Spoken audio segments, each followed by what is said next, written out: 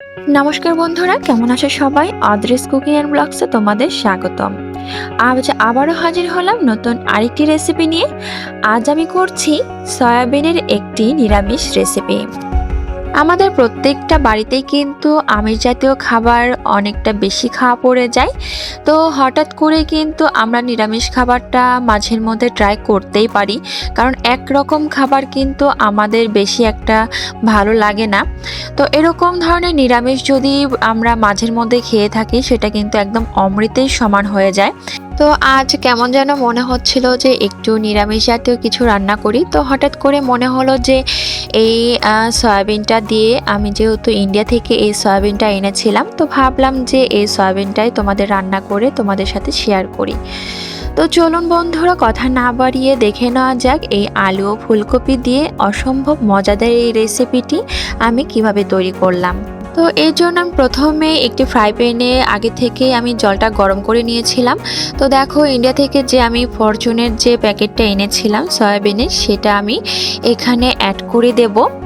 তো দেখো, এটা আমি কিন্তু অলরেডি ছিঁড়ে ফেলেছি। তো ভিতরে যে প্যাকেটটা ছিল সেটা আমি এখন একটু কেটে নেব।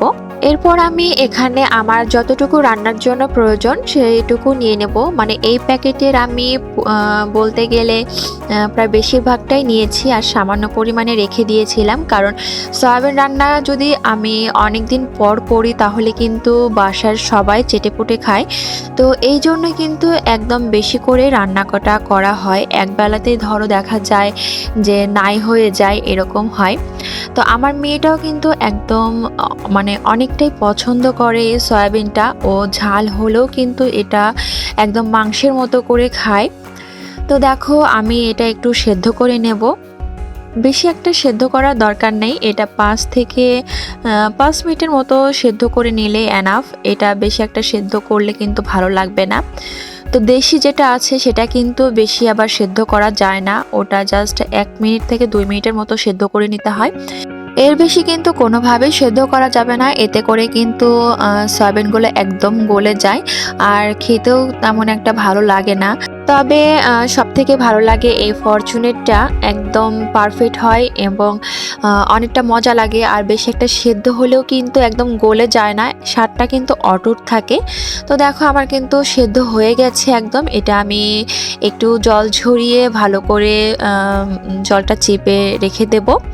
তো এখানে আমি কিন্তু একটু ফ্রাই প্যান নিয়ে নিয়েছি। এরপর এখানে আমি সরিষার তেল অ্যাড করে দিলাম। তো এবার কিন্তু আমি যে আলু কপি দিয়ে এই রেসিপিটা রান্না করব, সেই আলু কপিটা আমি একটু ভালো করে ভেজে নেব। তা আমার ইচ্ছে করলো যে আলু ফুলকপি দিয়ে ইদানিং কেমন যেন যে আলু আর ফুলকপি আমার খুব খেতে ইচ্ছে করছিল। তো ভাবলাম আলু ফুলকপি দিয়ে একটু নিরামিষ এই সয়াবিন ফলটা রান্না করে ফেলি। তোমরা চাইলে কিন্তু এর সাথে তোমরা ইচ্ছে মতো সবজি অ্যাড করে নিতে পারো, বা শুধু আলু দিয়েও কিন্তু তোমরা রান্না করে ফেলতে পারো, এতে কিন্তু অনেকটাই ভালো লাগবে। তো যাই হোক, দেখো আমি কিন্তু আলু আর ফুলকপিটা ভালো করে ভেজে নিচ্ছি নেড়ে চেড়ে। এটা কিন্তু বেশি সেদ্ধ করার দরকার নেই, ফুলকপিটা অনেকটা এমনিই গলে যায়। ভাজা হলে কিন্তু এই ফুলকপির কিন্তু অনেকটা টেস্ট বেড়ে যায়, এটা সব সময় খেয়াল রাখবে। তো দেখো, অপোজিটে ভাজা হতে হতে কিন্তু আমি এই যে জল ঝরিয়ে যে রেখেছিলাম সয়াবিনগুলো, সেই সয়াবিনগুলো দেখো সেম এইভাবে কিন্তু আমি একদম চিপে চিপে জলটা বের করে নেব। এই পদ্ধতি অবশ্যই করতে হবে যদি পারফেক্টভাবে এর স্বাদটা পেতে চাও। মাঝে মাঝে কিন্তু আমি এই সয়াবিনের রেসিপিটা মাঝের মধ্যেই করে থাকি, কারণ খুবই ভালো লাগে এই সয়াবিনটা। তবে সব সয়াবিনটা আমার কাছে ভালো লাগে না। তবে তোমাদের কোন সয়াবিন ফলগুলো তোমাদের বেশি ভালো লাগে অবশ্যই তা তোমরা কমেন্ট করে জানিও। তো দেখো, আমি অনেকটাই কিন্তু চিপে চিপে জলটা ফেলে দিয়েছি, আর অর্ধেকটা বাকি। তো দেখো, এখানে কিন্তু একটা জিনিস খেয়াল করবে, দেশি যে আমাদের বাংলাদেশের যে সয়াবিন ফলগুলো খোলা পাওয়া যায়, সেগুলো কিন্তু এভাবে চিপতে গেলে কিন্তু একদম মানে খুলে আসে, ভালো হয় না। আর এটা দেখো অনেকটা রাবার সিস্টেম, একদমই কিন্তু খুলে আসে না এবং সুন্দরভাবেও কিন্তু ভালো মতোভাবে চেপা যায়। ওটা তো একদমই চেপা যায় না যেটা দেশিগুলো। তো দেখো আমি কিন্তু এক এক করে সবগুলো আমার চেপা হয়ে গেছে, মানে আমি জলটা ঝরিয়ে নিয়েছি। তো দেখো এবার আমি যেটা করব সেটা হচ্ছে এর মধ্যে লবণ আর হলুদটা আমি অ্যাড করে দেব। এরপর এটা ভালো করে আমি মাখিয়ে 10 থেকে 15 মিনিটের মতো আমি এখানে মাখিয়ে এটা এক সাইডে রেখে দেব। এরপর যদি আমার যে আলু আর ফুলকপিটা ভাজা হয়ে যাবে, তারপর কিন্তু এটা আমি মানে আলাদাভাবে ভেজে নেব। তো দেখো বন্ধুরা, অপোজিটে যে আমি আলু আর ফুলকপিটা ভাজতে দিয়েছিলাম সেটা কিন্তু অলরেডি আমার বেশি ভাজা হয়ে গেছে। কারণ যেহেতু আমি একপাশে ওই সয়াবিন ফলগুলো সুন্দর করে আমি ম্যারিনেট করে রাখছিলাম, তো এদিকে আমি খেয়াল করতে ভুলে গেছি। তো পরে দেখি অনেকটাই ভাজা ভাজা হয়ে গেছে। দেখো আমি সঙ্গে সঙ্গে কিন্তু সেই আলু আর ফুলকপিগুলো তাড়াতাড়ি করে তুলে নিলাম। তো আমি যে অবশিষ্ট হালকা হালকা যে বেশি কড়া ভাজা হয়েছিল বা তেলের সাথে যে মানে পোড়া অংশটা ছিল সেটা কিন্তু আমি ফেলে দিলাম।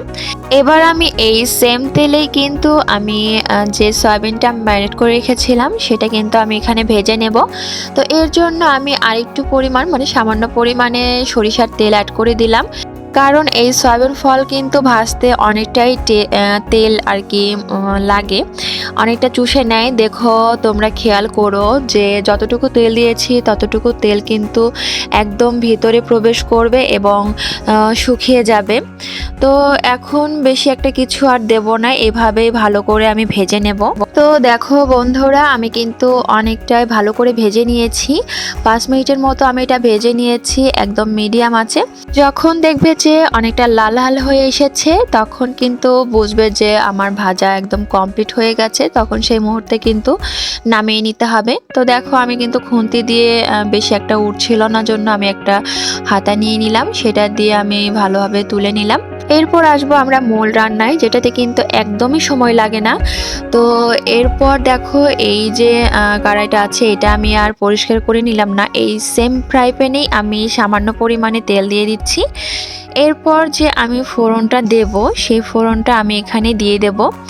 তো তেলটা একটু যখন আমার তেতে আসবে তখন আমি এখানে 2টা শুকনো লঙ্কা অ্যাড করে দিচ্ছি ফোড়নের জন্য। তো এটা আমি একটু ভালো করে লাল লাল করে ভেজে নেব। তো মরিচটা যখন একটু লালচে হয়ে আসবে, ভাজা হয়ে যাবে, তখন এর মধ্যে আমি একটু জিরে ফোড়ন দিয়ে দেব। জিরে ফোড়নটাও দিতে পারো অথবা তোমরা 5 ফোড়নটাও দিয়ে দিতে পারো। নিরামিষে 5 ফোড়নটা অনেকটা ভালো লাগে, যেহেতু আমার 5 ফোড়নটা বেশি একটা ভালো লাগে না তাই আমি জিরে ফোড়নটাই দিয়েছি। এরপর আমি মশলা অ্যাড করেছি এখানে 3টা এলাচ, দারচিনি কয়েকটা টুকরা, এরপর দিয়ে দিয়েছি একটা তেজপাতা আর ফোড়নে দিয়ে দিলাম এখানে একটু আদা থেতো করে দিয়েছি। আদাটা অবশ্যই এই সময় একটু দিয়ে এটা নাড়াচাড়া করে নিতে হবে, এতে করে হবে কি যে ফ্লেভারটা আছে সেটা সুন্দরভাবে সেই কাঁচা গন্ধটা চলে যাবে। এরপর একটা আমি একটু মশলা অ্যাড করে দিয়েছি, সেটা হচ্ছে আদা ও জিরে বাটা, হলুদের গুঁড়ো ও শুকনা মরিচের গুঁড়ো একসঙ্গে এখানে আমি জল দিয়ে গুলিয়ে নিয়ে এখানে আমি অ্যাড করে দিয়েছি। এবার আমি এটা ভালো করে কষিয়ে নেব। তো দেখো আমার কিন্তু কষানো হয়ে গেছে। এবার আমি এর মধ্যে আলু আর ফুলকপি ভেজে রাখাটা সেটা অ্যাড করে দিলাম। এরপর এটা ভালো করে নাড়াচাড়া করে এর মধ্যে যে ভেজে রাখা সয়াবিনগুলো ছিল সেটাও আমি এখানে অ্যাড করে দিয়েছি। এরপর এটা আমি ভালো করে এটা মিক্সড করে নেব। এরপর যেটা অ্যাড করব সেটা হচ্ছে জল, পরিমিত জল এখানে আমি আমার মতো করে অ্যাড করছি, তোমরা অবশ্যই তোমাদের মতো করে অ্যাড করে নেবে। আর হ্যাঁ বন্ধুরা, একটা জিনিস আমি মিস্টেক করে ফেলেছি, সেটা হচ্ছে যে মশলার মিশ্রণটিতে দিয়েছিলাম তার মধ্যেও কিন্তু আমি সামান্য পরিমাণে লবণ দিয়েছিলাম। এটা তোমরা অবশ্যই খেয়াল করে দেবে, কারণ যেহেতু ভাজাতেও 2 রকমের ভাজাতেও কিন্তু এখানে লবণ অ্যাড করা হয়েছিল, সেই বুঝে কিন্তু লবণটা অ্যাড করে দেবে। তো দেখো আমি এটা 5 থেকে 10 মিনিটের মতো একটু মিডিয়াম আছে এটা রান্না করে নিয়েছি। তো ঢাকনা তুলে দেখি অনেকটাই ঠিকঠাক হয়ে গেছে। তো আমি এই পর্যায়ে আমি লবণটা চেক করে নিচ্ছিলাম যে লবণটা ঠিক আছে কিনা। তো আমি এই পর্যায়ে দেখো আর 2 মিনিটের মতো এটা আমি একটু কুক করে নেব। আর এ পর্যায়ে আমি দিয়ে দিচ্ছি আর সামান্য পরিমাণে লবণ, যেহেতু এখানে আমার লবণের পরিমাণটা কম ছিল সামান্য পরিমাণে, তো সেই জন্য আমি কিন্তু লবণটা অ্যাড করে দিচ্ছি। তো আমার প্রায় রান্নাটা হয়ে গেছে। তো সব শেষে আমি 2টা ইনগ্রিডিয়েন্টস এখানে অ্যাড করে দেব। প্রথমত আমি এখন অ্যাড করে দিচ্ছি গরম মশলার গুঁড়ো। তোমরা চাইলে কিন্তু এখানে গরম মশলা বাটাটাই ইউজ করতে পারো, এতে কিন্তু নিরামিষ রান্নার কিন্তু ফ্লেভারটা অনেক ভালো আসে। তোমরা চাইলে কিন্তু সেটা করে নিতে পারো ঝটপট। আর যখন দেখবে যে একদমই সময় নেই, খুব তাড়াহুড়ায় রান্না করছো, তো আমার মতো এভাবে রান্না করে নিতে পারো। গরম মশলার গুঁড়ো যদি ঘরে থাকে তাহলে এভাবেও করে নিতে পারো। তো আমার কিন্তু দেখো অনেকটা হয়ে গেছে। আমি 1 মিনিটের মতো এটা একটু মিডিয়াম আঁচে রান্না করে নিয়েছি। তো নিরামিষ রান্নায় সবথেকে যেটা প্রয়োজনীয় জিনিস হচ্ছে সেটা ঘি। তো এ পর্যায়ে কিন্তু আমি চুলাটা অফ করে দেব, দিয়ে আমি সব শেষে লাস্টে আমি ঘিটা অ্যাড করে দেব। তো এটা আমাদের একদম দেশের পাবনার একদম খাঁটি ঘি, হাতে করা খাঁটি ঘি।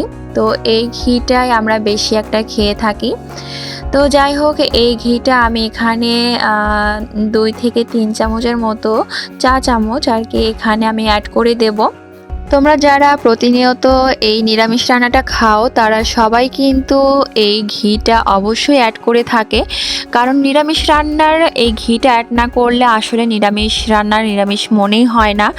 এটা কিন্তু স্বাদ আরও দ্বিগুণ করে দেয়, যে টেস্টটা হয় এই ঘি অ্যাডের পরে কিন্তু সেই রান্নার আরও দ্বিগুণ স্বাদ বাড়িয়ে দেয়। তো দেখো এবার আমি কিন্তু 2 মিনিটের জন্য ঢাকা দিয়ে রাখবো, এতে করে ঘিয়ের ফ্লেভারটা একদম সুন্দরভাবে বসে যাবে। তো আমি ঢাকনা তুলে তোমাদেরকে আমি চুলাতেই দেখিয়ে দিচ্ছি। দেখো কত সুন্দর কিন্তু কালার চলে এসেছে, আর খেতেও কিন্তু অসম্ভব মজার হয়েছে। তোমরা অবশ্যই বাড়িতে ট্রাই করে দেখবে আর বলবে অবশ্যই যে তোমাদের কেমন লেগেছে। আর যারা নিরামিষ প্রতিনিয়ত খাও তারা তো অবশ্যই এই ধরনের রেসিপি তোমরা অনায়াসেই বাসায় করে নিতে পারো। তো আমার রেসিপিটি তোমাদের কাছে কেমন লাগলো, বা সবার রান্নার তো রেসিপি একরকম হয় না, বা অনেকে আবার একরকম করে, সবার হাতের রান্না আবার একরকম টেস্টও হয় না। যাই হোক, আমার এই রেসিপিটি যদি তোমাদের ভালো লেগে থাকে অবশ্যই সাবস্ক্রাইব করে আমার পাশে থাকবেন, আর পাশে থাকা বেল আইকনটি অবশ্যই ক্লিক করে রাখবেন, এতে করে কিন্তু সবার আগে আমার এই রেসিপিগুলো তোমাদের কাছে পৌঁছে যাবে। তোমাদের একটি সাবস্ক্রাইব আমাকে অনুপ্রেরণা যোগাতে অনেক সাহায্য করে। তো ঠিক আছে বন্ধুরা, তোমরা ভালো থেকো, সুস্থ থেকো, নতুন রেসিপি নিয়ে আবার হাজির হয়ে যাব। টাটা।